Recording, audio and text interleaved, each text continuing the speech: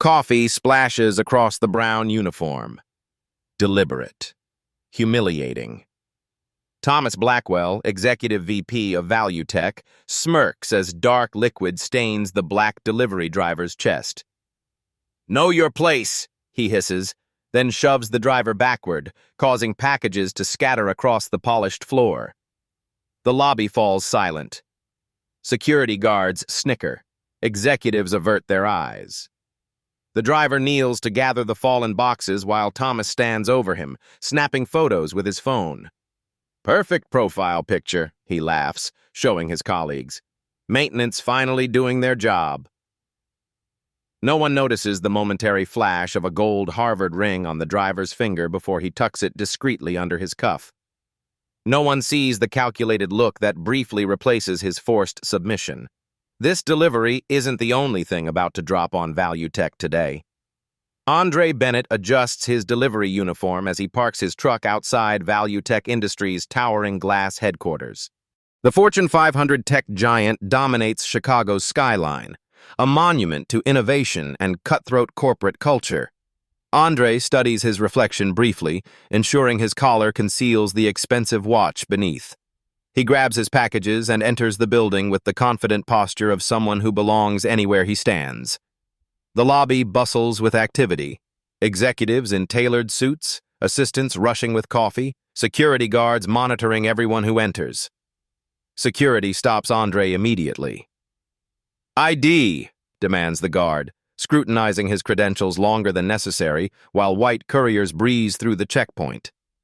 The guard searches Andre's packages twice, opening several despite clear labels indicating their sealed status. "Protocol," the guard mutters without meeting Andre's eyes. In the elevator, a female executive clutches her purse tighter when Andre enters.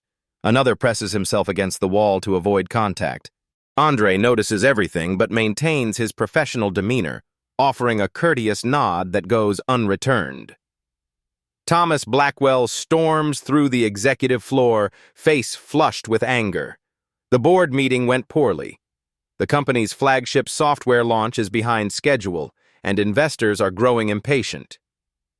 "Sir, your 11 o'clock is waiting," his assistant Diane reminds him. "Cancel it," Thomas snaps.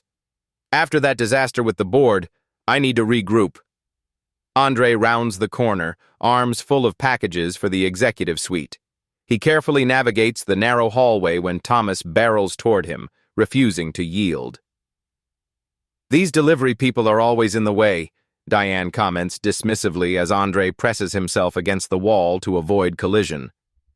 "These people never know their place," Thomas agrees, loud enough for Andre to hear. Andre's eyes flick momentarily to a framed photograph on the wall, Value Tech's major investors at last year's gala. Recognition flashes across his face before he carefully masks it with practiced indifference. He continues his deliveries, observing how differently employees treat each other versus how they treat him. What no one notices is the expensive watch briefly visible when his sleeve rides up, the perfect military-like posture when no one's watching, and the way his observant eyes catalog every interaction, every slight, every unspoken bias that permeates the building. Andre pauses at the investor photo, recognition flickering in his eyes at a face he knows all too well. Andre approaches the executive floor reception desk, packages balanced carefully in his arms. The brass nameplate reads, "Brittany Wells, Executive Administrator." She looks up, her welcoming smile instantly fading when she sees him. "Deliveries go through the back," she states flatly. "These packages require executive signatures," Andre explains, voice steady. "Direct delivery only." Brittany narrows her eyes. "ID, now." And she examines his credentials suspiciously despite his clear uniform and official packages. "What company did you say you're with again?" Thomas Blackwell emerges from his office, frowning at the disruption in his sacred executive space. He strides toward the reception desk, expensive cologne announcing his arrival before he does. "Problem here?" Thomas asks Brittany, deliberately ignoring Andre. "He insists on delivering these personally," she explains. Thomas sighs dramatically. Listen, we have protocols. Tell your supervisor that service personnel use the service elevator. He waves dismissively. Brittany, remind facilities to update access restrictions. Sir, these packages require certified signatures, Andre explains calmly. Company policy. Thomas snatches the scanner from Andre's hand. Fine, whatever. He scrawls an illegible signature across the screen and shoves it back. Now we're done. Sir, I need individual signatures for each package, Andre says, not backing down. For verification purposes.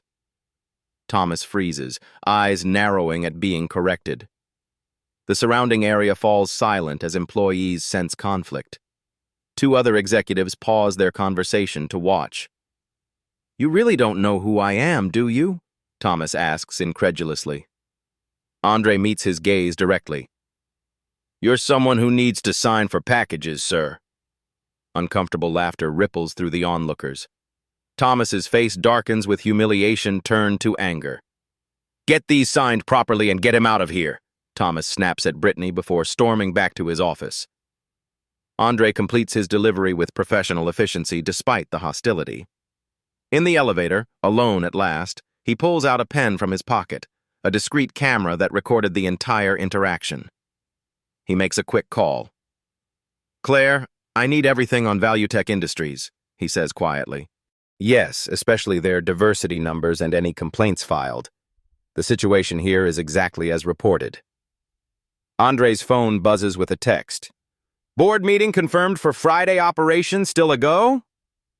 Andre returns to Valuetech the following day, delivery bag filled with packages requiring signatures. The receptionist glances up nervously, remembering yesterday's confrontation. Her eyes dart toward Thomas's office. Thomas spots Andre from across the lobby. His lips curl into a predatory smile as he approaches a group of executives. Gentlemen, a moment. We have a security concern I'd like to address. The executives follow Thomas's gaze to Andre. They nod, understanding the unspoken plan. Thomas leads them toward the delivery driver as he attempts to check in at security. Hold up, Thomas announces, voice projecting for maximum audience effect. Since you're having trouble understanding how things work here, let me explain. Andre stands still, face carefully neutral as Thomas circles him like a shark. Employees slow their pace, pretending to check phones while watching the scene unfold. Security protocol, Thomas declares. Empty your bag, right here. Sir, these are sealed deliveries. Now. Thomas snaps his fingers at security. Or we'll assume you're hiding something. Andre slowly places his delivery bag on the counter. Thomas makes a show of inspecting each package, reading addresses aloud and questioning Andre's intelligence. This says Suite 500, but you were headed to 600, Thomas says, holding up a package. Can you read? Or were you planning to deliver this somewhere else? The security guards shift uncomfortably but remain silent. The executives chuckle on cue. Maybe we should check his pockets too, Thomas suggests. These delivery types have sticky fingers. Two guards reluctantly step forward. Andre stands with arms slightly raised as they pat him down in full view of the lobby. Employees watch with mixed expressions. Some amused, others uncomfortable. Sophia Lee, a young marketing manager, witnesses the entire scene. She bites her lip, clearly disturbed by the treatment but too intimidated to intervene. When Andre makes brief eye contact with her, she looks away, ashamed. Thomas deliberately knocks over Andre's coffee cup, spilling liquid across several packages. Oops, he says with exaggerated concern. Looks like your deliveries got damaged. Guess you'll have to explain that to your boss. He turns to his colleagues. This is why attention to detail matters, gentlemen. After enduring the public humiliation, Andre calmly repacks his bag and completes his deliveries. In the bathroom, his posture changes subtly. He removes a small recording device from his collar and transfers the data to his phone. Send me everything on Thomas Blackwell, he whispers into his phone. Personal and professional. And get me those buried EEOC complaints from last year's settlement. Time to accelerate the plan. He looks at himself in the mirror, jaw tight with controlled anger. He straightens his tie, revealing a flash of gold beneath his cuff a Harvard Law School class ring that he quickly conceals again. His reflection shows not a defeated delivery driver, but a man with purpose, power, and a plan already in motion. Andre sits in his delivery truck, parked in a secluded corner of ValueTech's garage. His transformation is immediate and striking shoulders back, chin raised, eyes sharp with intelligence and authority. Gone is the submissive posture from minutes earlier. He retrieves an encrypted smartphone from a hidden compartment under the seat. The device unlocks with his fingerprint, revealing a sophisticated interface. "Claire, I've seen enough," Andre says, voice commanding and crisp. "Accelerate the timeline. Contact the board members directly." "Already started," Claire responds. They're intrigued by the anonymous tips. "How bad is it?" "Worse than reported." Andre's jaw tightens. "Send me Blackwell's complete file." His phone immediately populates with documents. Screenshots of Thomas's private social media posts with racist commentary, internal emails revealing discriminatory hiring practices, and an organizational chart showing the striking lack of diversity in leadership positions. Andre scrolls to a folder labeled Settlements, multiple harassment and discrimination complaints buried under confidentiality agreements. He studies each document with a lawyer's precision. A photo appears on his screen. A younger Andre in graduation robes, accepting a Harvard law degree with honors. Another shows him shaking hands with Supreme Court justices at a civil rights fundraiser. "Never again," Andre whispers, remembering his vow after witnessing similar discrimination destroy his father's career years ago. "Not while I have the power to stop it." Meanwhile, Thomas struts into the executive lounge, loosening his tie as he joins colleagues for lunch. "You really put that delivery guy in his place," comments his VP of sales, raising a glass in salute. Thomas laughs. "Sometimes these people need a reminder of the natural order. Makes everything run smoother." Michael, the chief technology officer, shifts uncomfortably. "Maybe we should focus on the software launch instead of..." "Instead of what?" Thomas interrupts sharply. "Maintaining standards? Besides, what's he going to do? These people never have the resources to fight back anyway."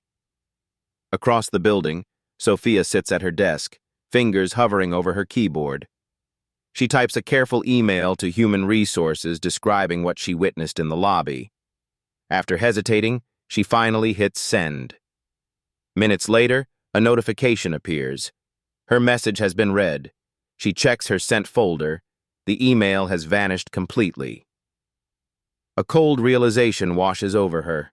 HR is complicit in the culture of silence. Andre makes another call from his truck. "James, is the investment team ready?" "Good. And our press contacts?" "Perfect." He checks his watch, a Patek Philippe worth more than Thomas's monthly salary. "Remember, no leaks until Friday's board meeting. The element of surprise is crucial." On his laptop screen, an email signature appears momentarily before he closes it. Andre Bennett, Managing Partner, Equitable Futures Investment Group, $2.8 billion AUM. The delivery driver adjusts his uniform, concealing the power player beneath as he prepares for tomorrow's final act. Thomas taps his pen against his desk, staring at the new security protocol displayed on his monitor. The document, titled Revised Delivery Personnel Procedures, outlines harsh new restrictions. All delivery personnel must wait outside regardless of weather conditions. Enhanced security checks for all packages and personal belongings. Service personnel restricted from main entrances and elevators. ID verification and background checks for regular carriers. Thomas smiles as he clicks Approve, imagining Andre's face when confronted with these new barriers. "That should solve our little problem," he mutters. The following morning, Andre arrives with his usual deliveries.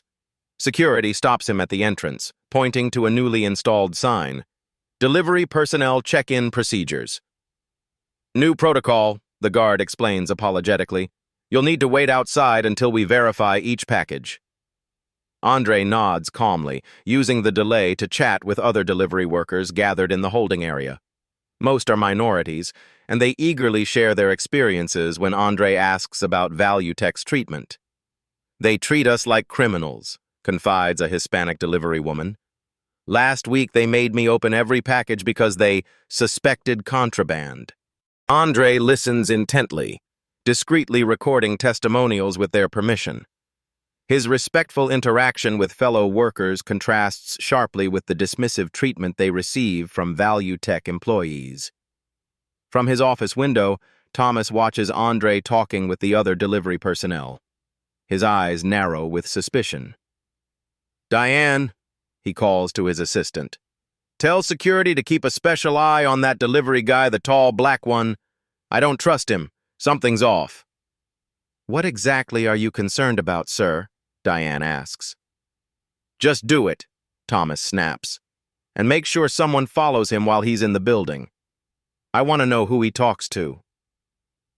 At the team meeting that afternoon, Sophia cautiously raises her hand.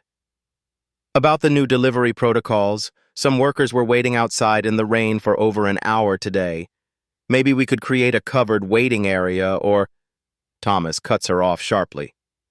"We're not running a charity here, Ms. Lee. Focus on your actual job, or you might not have one." The threat hangs in the air, silencing the room. Andre's phone vibrates with a text. "Dossier complete. Board members contacted individually. Meeting moved up to tomorrow. Lawyers standing by." Andre passes Thomas in the lobby and for the first time gives him a confident smile that visibly unsettles the executive. Thomas paces his office, unable to shake the memory of Andre's unsettling smile. That look knowing, confident, almost challenging doesn't belong on a delivery driver's face. It certainly doesn't belong in Thomas's building. "Get security on the line," he barks at Diane. Minutes later, he issues his new directive. "The tall black delivery driver is banned from the premises. Effective immediately. Cite security concerns if anyone asks." "On what grounds specifically?" the security manager asks hesitantly. "I don't need grounds," Thomas retorts. "Just do it." When Andre arrives the next morning, the security guard blocks his entrance with visible discomfort. "I'm sorry, sir. I can't let you in. Direct orders from Mr. Blackwell." Andre nods, activating the recording device in his pocket. "May I ask why?" "Security concerns," the guard mumbles, avoiding eye contact. "Could I see that policy in writing?" Andre asks politely. The guard shifts nervously. "You'll have to speak with management." Other delivery personnel watch the interaction, recognition dawning on their faces. They're witnessing discrimination in real time. Andre acknowledges them with a subtle nod as he steps aside. Meanwhile, Valuetech's executive team notices unusual activity. Board members have been canceling meetings, requesting access to internal documents about company culture, diversity statistics, and hiring practices. "What's going on with the board?" asks the chief marketing officer during their morning briefing. Thomas dismisses the concerns with a wave. "Probably just the usual quarterly review anxieties. Focus on the software launch." Outside the building, Sophia approaches Andre in the parking lot. "I'm sorry about what happened in there," she says quietly, glancing over her shoulder. "I tried to say something, but—" Andre listens compassionately. "Sometimes the greatest change comes not from those who speak first, but from those who gather evidence first." His words leave her puzzled but thoughtful. From his office window, Thomas spots their interaction. His face contorts with fury as he snatches his phone. "Get me Sophia Lee's personnel file," he demands, "and tell her I want to see her immediately." When Sophia enters his office, Thomas doesn't offer her a seat. "Whatever you think you're doing with that troublemaker ends now. One more stunt like that and you can find yourself another job. Understood?" Andre makes his final call. "Claire, inform our legal team and prepare the press release. It's time." Thomas sits at the head of the executive conference table, scrolling through the new company-wide policy on his tablet. The document, titled Enhanced Security Measures for External Personnel, mandates immediate background checks for all service workers with automatic rejection for anyone with even minor infractions. This policy will disproportionately affect minority workers, the head of legal cautions quietly. It's about security, not race, Thomas replies without looking up. Implement it immediately. The next morning, Andre arrives with his final deliveries. Security stops him at the entrance, clearly uncomfortable with their assignment. "I'm sorry, sir," the lead guard explains. "New company policy requires background verification before entry. Until then, you'll need to leave these with us." "I understand," Andre replies calmly. "Could I see the policy in writing? My company requires documentation for return deliveries." The guard hesitates, then calls upstairs. Minutes later, Thomas himself strides across the lobby, face flushed with irritation at being summoned to deal with the situation personally. "Let me make this perfectly clear," Thomas announces loudly, ensuring everyone in the lobby can hear. "You are banned from this building. Your kind isn't welcome here. I own this place, and I decide who comes in." The lobby falls silent. Employees freeze mid-step, exchanging uncomfortable glances. A woman at the coffee kiosk nearly drops her cup. Andre nods quietly and reaches into his bag, extracting a sealed envelope. "This is for you, Mr. Blackwell. A personal delivery." Thomas snatches the envelope and theatrically tosses it into a nearby trash can without opening it. "Security! Remove this man from the premises, now!" As security reluctantly escorts him toward the exit, Andre speaks clearly. "You should have read that letter, Mr. Blackwell. It would have saved you considerable embarrassment tomorrow." Meanwhile, ValueTech's receptionist notices something unusual. Board members arriving unexpectedly, some accompanied by individuals carrying briefcases who appear to be attorneys. The CEO emerges from his office, confusion evident on his face as he hurries to greet them. Thomas returns to his office, smugly recounting his victory to colleagues gathered around his door. Diane interrupts, her face pale. "Sir, the chairman of the board is here with legal counsel," she whispers urgently. "They're asking for you specifically, and they look furious." Thomas straightens his tie, confidence faltering as he realizes something significant is happening beyond his control. Thomas straightens his jacket, mentally rehearsing explanations for the unexpected board meeting as he approaches the conference room. He pushes the door open with practiced confidence, prepared to dominate the room as usual. The confidence evaporates instantly. Andre Bennett sits at the head of the conference table, not in delivery browns, but in an impeccably tailored charcoal suit worth more than Thomas's monthly salary. The Harvard Law class ring gleams openly on his finger now. Around the table sit board members, company lawyers, and several people Thomas doesn't recognize, some taking notes, others recording the proceedings. "Mr. Blackwell," the chairman says, "please join us." Thomas remains frozen in the doorway, mind racing to process the scene before him. Andre stands, buttoning his jacket with easy elegance. "Allow me to introduce myself properly. Andre Bennett, managing partner of Equitable Futures Investment Group, and, as of yesterday, the majority shareholder of ValueTech Industries." "This is impossible," Thomas stammers. "What kind of joke is this?" "No joke, I assure you," Andre replies. "Though I understand your confusion. Most people don't expect delivery drivers to own controlling interests in Fortune 500 companies." Andre gestures to a screen displaying photographs of Thomas's discriminatory behavior, pushing Andre, making him empty his bags, security patting him down, each image time-stamped and documented. "For the past 3 weeks, I've been conducting an undercover assessment of ValueTech's corporate culture," Andre explains. "My investigation was prompted by multiple discrimination complaints and your company's concerning diversity metrics, which rank among the worst in the industry." Thomas finds his voice. "You can't just—" "I can, and I have," Andre interrupts smoothly. "The envelope you so theatrically discarded contained an offer for your quiet resignation with a modest severance package. That option is no longer available. The room remains silent as Andre presents his evidence. Recordings of Thomas's discriminatory comments, testimonials from employees and service workers, and documentation showing systemic racism embedded in company policies. ValueTech has a discrimination problem, Mr. Blackwell, and you are the epicenter, Andre states. But the damage extends beyond human dignity. Let me show you how your discriminatory culture has hurt this company financially. Andre displays charts comparing ValueTech's performance against competitors with diverse leadership. The contrast is stark. Companies with inclusive cultures consistently outperform ValueTech across key metrics. Discrimination isn't just morally wrong, Andre explains to the board. It's bad business. You've been bleeding talent, innovation, and market share because qualified candidates refuse to work in this hostile environment. The board members exchange troubled glances as the evidence mounts. One asks, "What do you propose, Mr. Bennett?"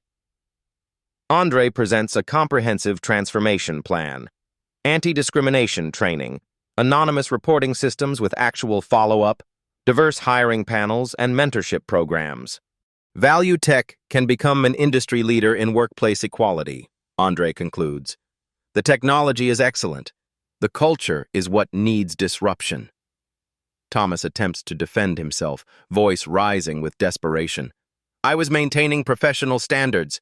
If you'd seen how he presented himself— We've seen exactly how he presented himself, interrupts a board member, gesturing to footage showing Andre's consistently professional behavior despite the humiliation he endured.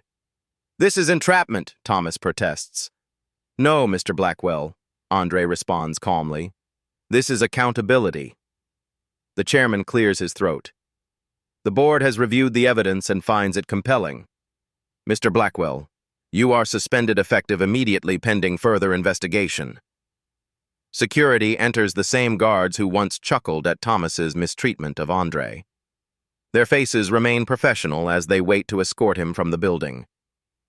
This is my company, Thomas shouts, composure shattering. You can't do this to me.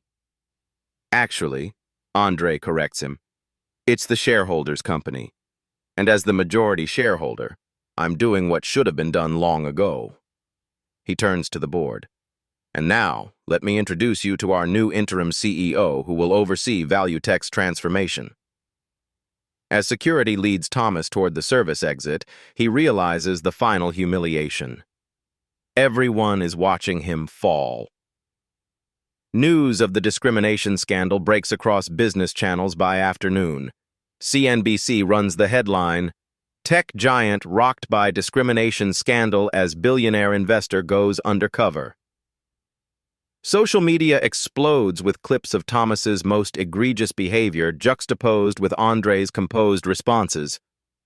Inside ValueTech, Andre leads an emergency board meeting in the same conference room where Thomas once dominated. We have two immediate priorities, Andre explains, standing at the head of the table. First, address the toxic culture that enabled this discrimination.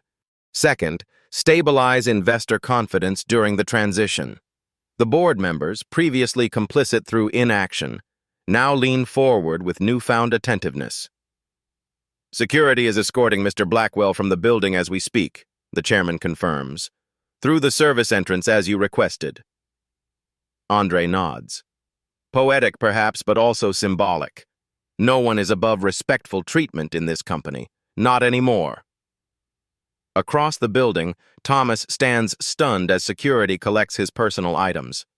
His access badge deactivated, his emails restricted, his authority vanished in hours. This is temporary, Thomas tells himself, straightening his shoulders. My attorneys will sort this out. But when he calls his high-powered law firm, the response is immediate and unexpected. I'm sorry, Mr. Blackwell, his attorney says after reviewing the evidence. We can't represent you in this matter. The documentation is overwhelming and, frankly, indefensible. Thomas tries 3 more firms with identical results. The evidence Andre compiled leaves no room for legal maneuvering. Meanwhile, ValueTech's stock initially plummets 12% as trading algorithms react to the breaking scandal.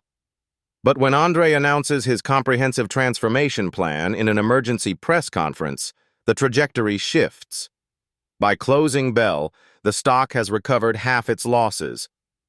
Market analysts note that companies embracing diversity consistently outperform competitors, reports a financial news anchor. Bennett's reputation for transformative leadership has investors cautiously optimistic about ValueTech's future. Inside the company, Andre establishes a transition team, inviting Sophia to join based on her previous attempts to speak up despite intimidation. "Your courage didn't go unnoticed," Andre tells her privately.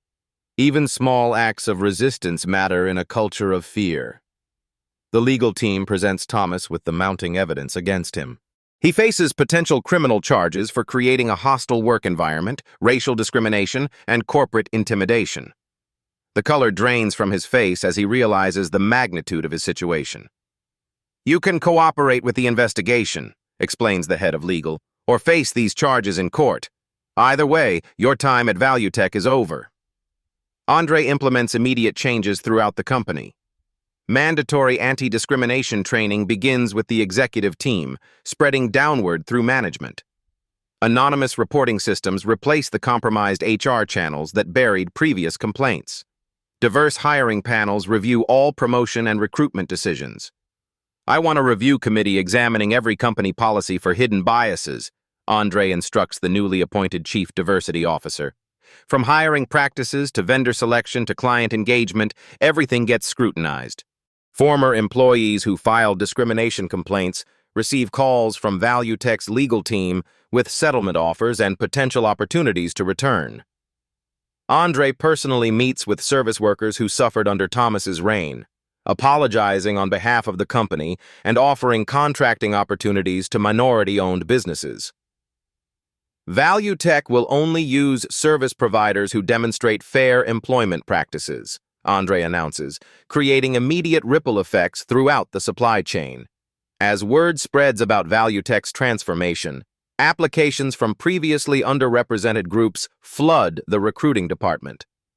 The quality of candidates rises dramatically as talent that avoided the company's toxic reputation now eagerly seeks opportunities. Thomas sits in his luxury apartment, watching his future collapse in real time. His phone, once constantly buzzing with messages, remains ominously silent. Former colleagues avoid his calls. Country club friends suddenly have scheduling conflicts. The isolation feels suffocating. He turns on the financial news hoping for signs of ValueTech's collapse without his leadership.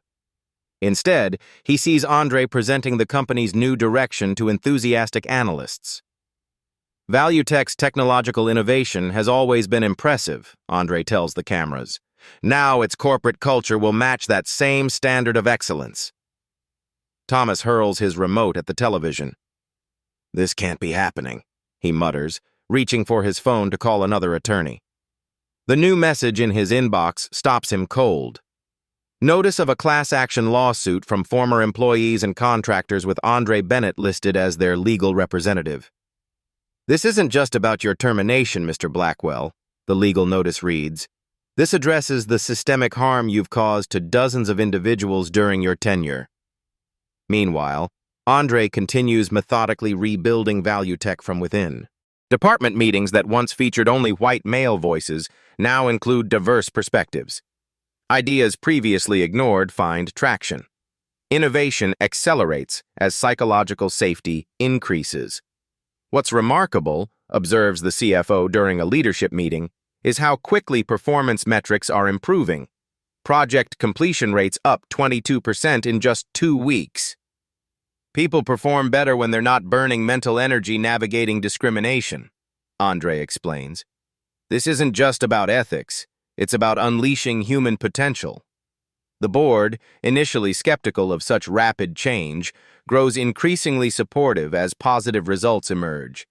Industry analysts upgrade ValueTech's rating from hold to buy as the company demonstrates resilience through its transformation. Bennett's approach could become the new standard for corporate governance, writes a prominent business journal. His undercover investigation revealed what traditional audits routinely miss: the lived experience of discrimination that official channels often filter out. Thomas receives another blow when his severance package is officially revoked based on violation of ethics clauses in his employment contract. His attorneys advise him to accept the decision rather than fight it in court, where more damaging evidence would become public record. Cut your losses, his remaining advisor suggests. Any court battle will only damage your reputation further. The final insult arrives in the form of a LinkedIn notification. A former assistant he once belittled has been promoted to a vice presidency at ValueTech as part of the new leadership structure. As Thomas stares at the mounting legal notices, his phone rings with an unexpected caller ID: Andre Bennett. Thomas sits rigidly before the disciplinary hearing panel, fighting to maintain his composure as damning evidence mounts against him. The corporate conference room, once his domain of power, now feels like a courtroom where his professional life hangs in the balance. The recording clearly captures Mr. Blackwell stating, and I quote, "Your kind isn't welcome here," the investigator notes, playing the audio for the assembled panel of industry peers. Thomas leans toward his attorney. "I was maintaining professional standards," he insists. "The optics are being manipulated." His attorney winces. "The evidence speaks for itself, Mr. Blackwell." Former employees testify one after another, describing the toxic culture Thomas cultivated at ValueTech. Their stories form a damning pattern: minorities systematically excluded from promotions, complaints buried by complicit HR departments, retribution against those who spoke up. "Mr. Blackwell told me I wasn't ValueTech material, despite my team delivering the highest performance metrics that quarter," testifies a former project manager. "I later discovered all 5 team leads he rejected that year were people of color." Outside the professional arena, Thomas's personal life unravels with alarming speed. His country club membership is revoked through a terse email citing their community standards policy. Dinner invitations disappear. Former colleagues cross the street to avoid greeting him. "Toxic by association," explains a former friend when Thomas demands an explanation for the sudden cold shoulder. "Nobody can risk their reputation by standing with you now." The 3 companies that initially expressed interest in hiring him withdraw their offers within days of the scandal breaking. His carefully cultivated executive image, built over decades, collapses under the weight of evidence revealing his true character. Andre's team releases Thomas's social media history, not public posts, but private comments in executive forums where he expressed his real views. "These diversity initiatives are just legal protection," he wrote in one message. "Hire 1 or 2 for show, but keep leadership pure." The disciplinary hearing concludes with a devastating verdict. Thomas is permanently barred from executive positions in any publicly traded company. Financial penalties for creating a hostile work environment wipe out nearly 2/3 of his personal wealth. Desperate to salvage his reputation, Thomas attempts a counter-offensive, hiring a crisis PR firm to portray Andre's undercover operation as entrapment. "This was a calculated takedown," Thomas insists in an interview that his PR team manages to secure. Bennett intentionally provoked responses to advance his personal agenda. The strategy backfires spectacularly when journalists investigate Andre's history. Far from being his first takedown, ValueTech represents Andre's 6th successful company transformation. Each previously targeted company now ranks among the most diverse and profitable in their sectors. "Bennett's methods may be unconventional," writes a prominent business columnist, "but his results speak for themselves. The companies he's transformed have outperformed market averages by 34% while achieving industry-leading diversity metrics." The final humiliation comes when Thomas, funds dwindling and reputation destroyed, applies for a retail management position.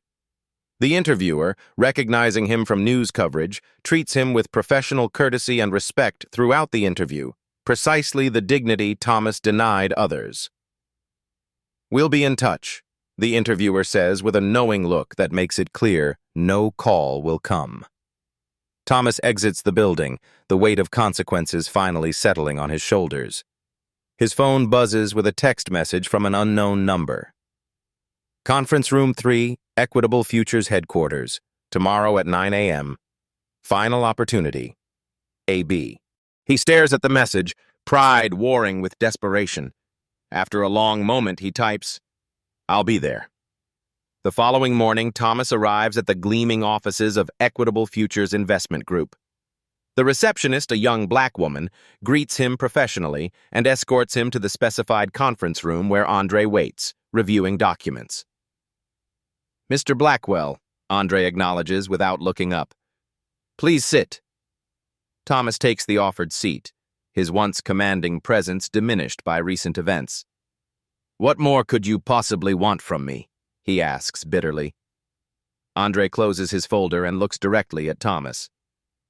"I have one more proposition for you, and it's one you don't deserve." Thomas listens in stunned silence as Andre outlines an unexpected path to redemption that will require the one thing he's never given: genuine accountability. The value tech transformation ripples through the tech industry like a seismic event. CEOs who once dismissed diversity initiatives as PR exercises now huddle with their boards, reviewing company policies with newfound urgency. "If it happened to value tech, it could happen to us," a Fortune 100 CEO tells his executive team, authorizing immediate funding for comprehensive bias training and policy review. Andre leverages his investment portfolio strategically, scheduling meetings with companies where Equitable Futures holds significant positions. His message remains consistent: reform voluntarily or face potential undercover investigations. "This isn't extortion," Andre explains to a nervous group of executives. "It's accountability. Your shareholders deserve to know if discriminatory practices are undermining company value." Within 3 months, 53 major corporations announced diversity initiatives with measurable targets and transparent reporting mechanisms. Industry publications track what they now call the Bennett effect, a wave of proactive reforms driven by market forces rather than regulatory pressure. Value tech itself becomes a case study in successful corporate transformation. 6 months after Thomas's departure, the company reports record quarterly profits. Their stock price reaches an all-time high as their new flagship software platform, developed by a notably diverse team, captures market share from competitors. "Talent that previously avoided our toxic culture now seeks us out," explains ValueTech's new CEO in a business magazine interview. "We're accessing a pool of brilliance that was hiding in plain sight." Andre establishes an industry watchdog organization funded by his investment firm. The group employs former investigators to document workplace discrimination using undercover methods similar to Andre's value tech operation. Their findings, published quarterly, become the most feared corporate report in America. Other investors join Andre's coalition, recognizing both the moral and financial benefits of diverse leadership. Their combined financial leverage forces change where moral arguments previously failed. Thomas, humbled by his downfall, sits uncomfortably in a hotel conference room facing 30 hostile executives. This is his first session as part of Andre's unexpected proposition, sharing his story as a cautionary tale in corporate training programs. "My name is Thomas Blackwell," he begins, voice initially stiff. 6 months ago, I was Executive VP at ValueTech. Today, I'm here to discuss how discrimination destroyed my career and damaged countless lives." Initially reluctant, Thomas finds unexpected catharsis in acknowledging his failures. The executive's questions force him to confront biases he previously rationalized as maintaining standards. Though some sessions end with participants still angry, others conclude with productive conversations about recognizing and addressing unconscious bias. "I'm not asking for forgiveness," Thomas clarifies during one particularly tense session. "I'm asking you to learn from my mistakes before they become yours." Across town, Sophia leads ValueTech's new diversity and inclusion department with authority that would have been unimaginable under the previous regime. Her team implements policies addressing discrimination at all levels, from executive hiring to cafeteria staffing. The goal isn't just avoiding discrimination, Sophia explains to department heads.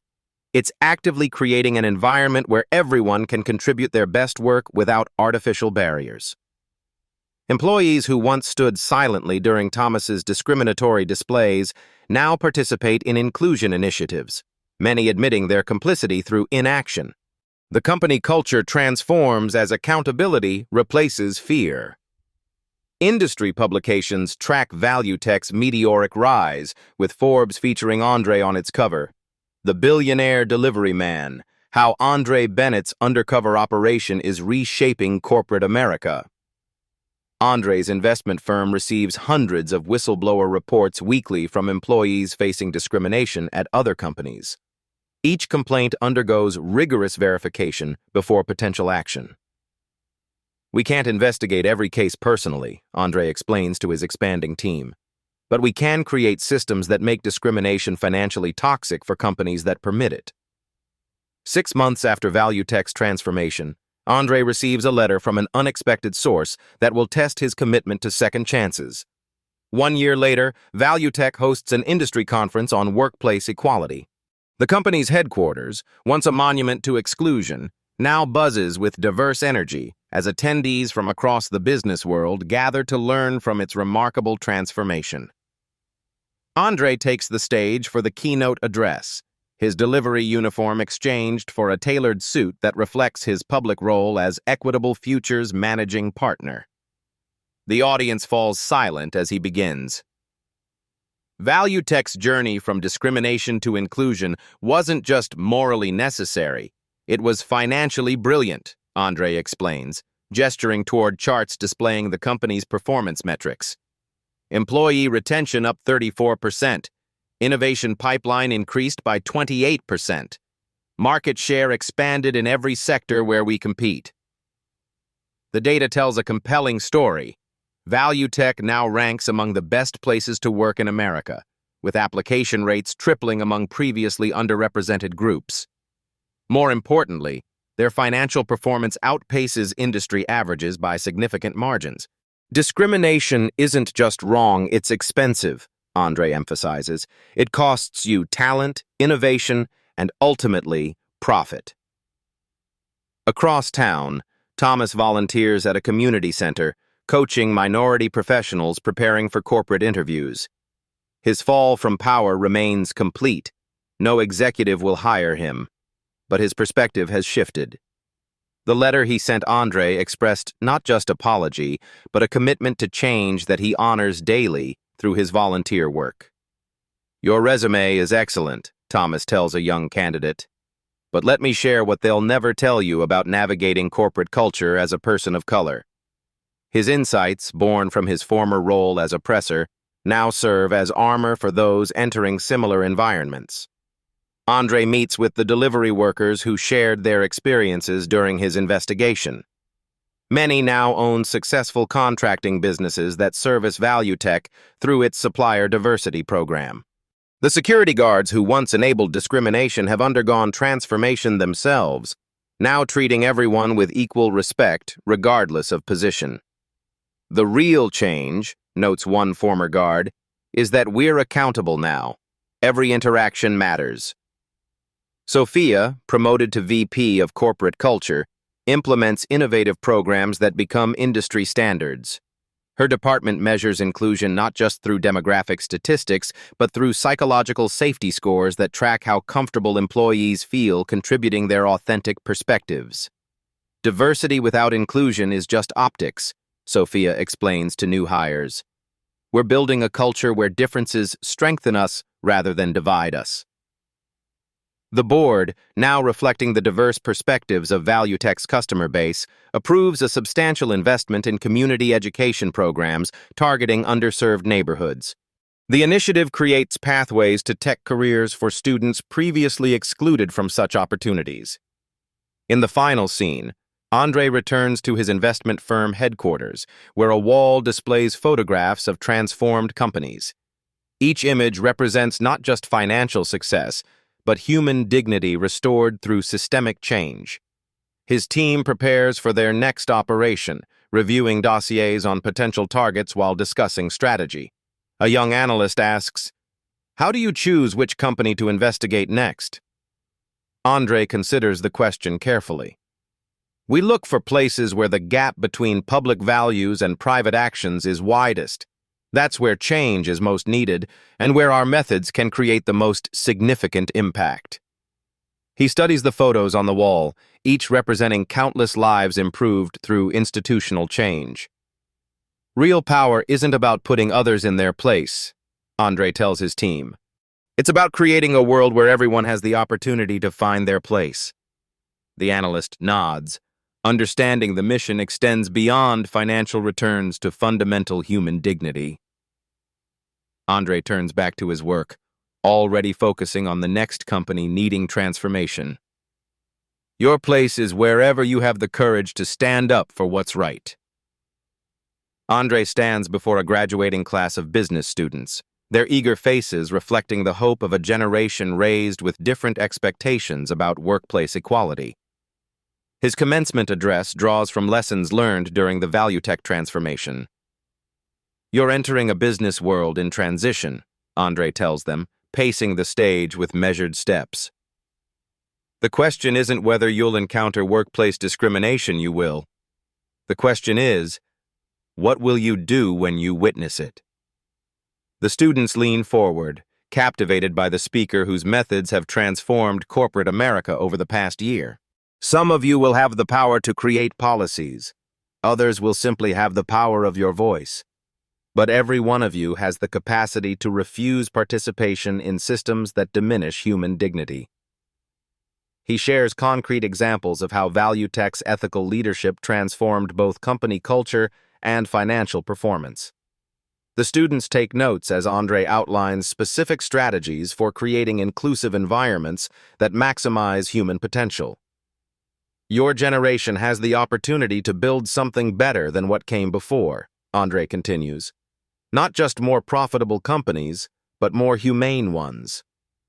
Meanwhile, at Equitable Futures headquarters, Andre's team prepares for their next undercover operation.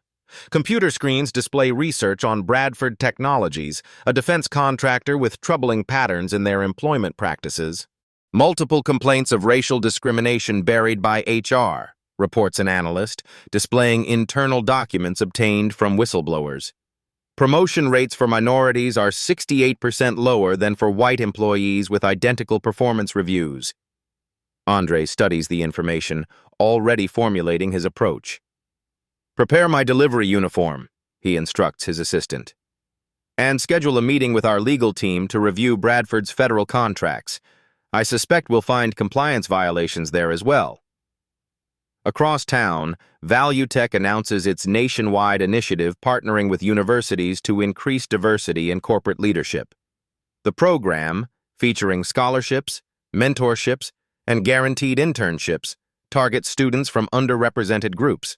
Thomas, continuing his redemption journey, addresses a conference of executive recruiters about recognizing and addressing unconscious bias in hiring practices.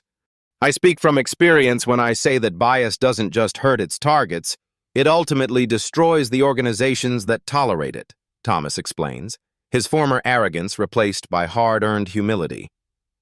The final scene shows Andre in delivery uniform again, entering Bradford Technologies' corporate headquarters. The receptionist begins to dismiss him with the same condescension he encountered at Value Tech, then catches herself, remembering the widely publicized story. Good morning, sir, she corrects herself, offering genuine respect. How can I help you today? Andre smiles, noting the small but significant change evidence that ripple effects from Value Tech continue spreading through corporate culture. He signs in as a delivery driver, concealing his true identity once again. Remember, Andre's voiceover concludes, true power doesn't come from your position. It comes from how you use whatever position you have to create positive change. If you enjoyed this story of justice and transformation, don't forget to like this video and subscribe to PAP Stories for more powerful content that exposes workplace injustice and celebrates those who stand against it. Hit that notification bell so you never miss our new uploads. PAP Stories. where real change begins with powerful stories.